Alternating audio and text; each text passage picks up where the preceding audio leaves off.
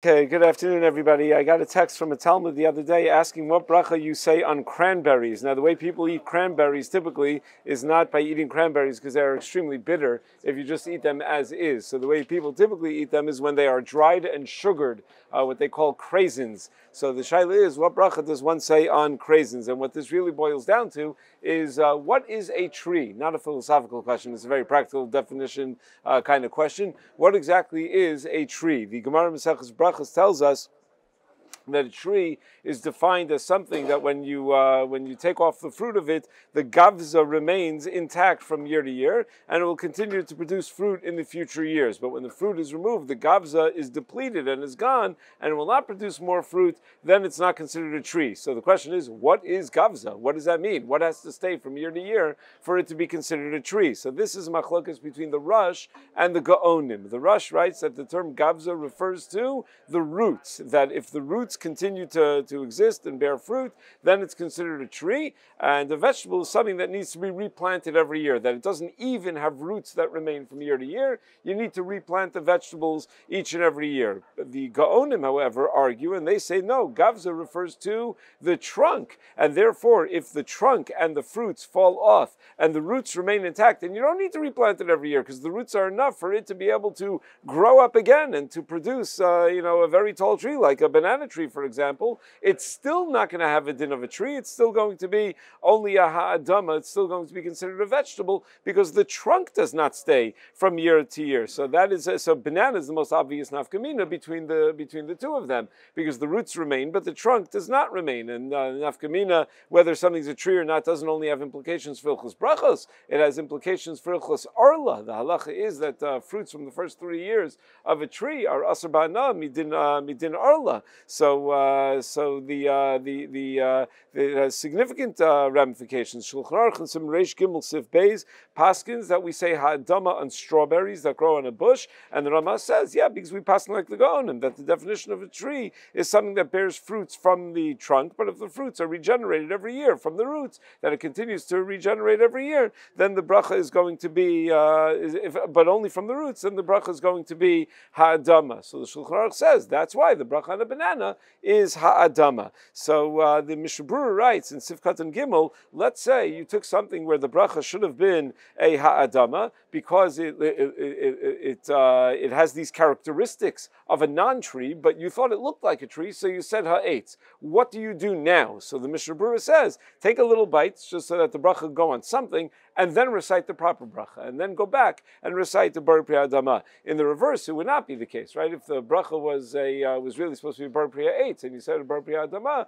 you would be yotze. So the based on this, it should be very simple. To any fruit you have a question about, is it a fruit or is it a vegetable? You don't look at what we call in America a fruit or a vegetable. You would look at whether the gavza remains from year to year, and we paskin like the Gaonim that means whether the trunk remains from year to year. So it should be very, very simple and very straightforward. What makes things complicated is a Yerushalmi in Maseches Kalayim, where the Yerushalmi says, no, this whole thing about gavza is only when it's a close call as to whether it's a tree or a vegetable. But if it's obvious, if there are other simanim that make it obvious that it's a tree, then regardless of the trunk regenerating or not, then you would go with what's obvious. You'd go with the clear call of whether it's a tree or a vegetable. The only thing is, Yerushalmi never tells us what makes it obvious. I don't know the definition. So if you don't give me a clear get there, how am I supposed to know what's obvious? So Mishnah Berurah has a comment in Sivkat and Gimel where he says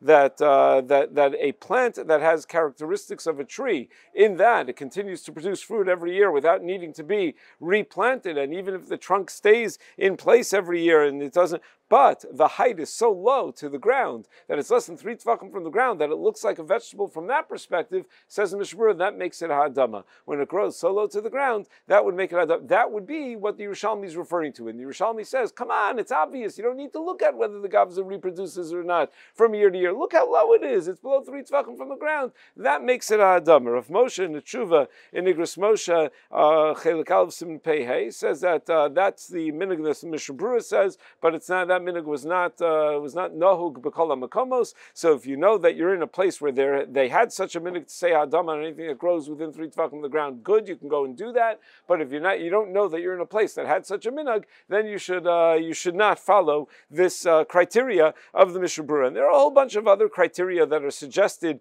by other Rishonim and Achronim, mostly Achronim. The Alter Rebbe in Shulchan Aruch Harav says that it depends whether the fruit grows directly from the trunk. A tree is defined as having branches. If the fruit grows from the trunk and it doesn't have branches that go off of the trunk that the fruit grows from, then it's not a tree. Then it's a vegetable. The Radvaz writes that if it produces fruit in the first year after you plant it, trees don't typically do that. Trees take a little time till they produce fruit. Vegetables produce fruit right away in the first year. So that would be a siman that it's a vegetable if it produces fruit right away in the first year. So this is why there's discussions. You'll find discussions in poskim about raspberries and blueberries and eggplants and papayas and all sorts of interesting fruits. So where does that leave us though with a cranberry, which was our shayla? So cranberries grow typically on very low bushes that produce berries annually. So you don't need to replant it.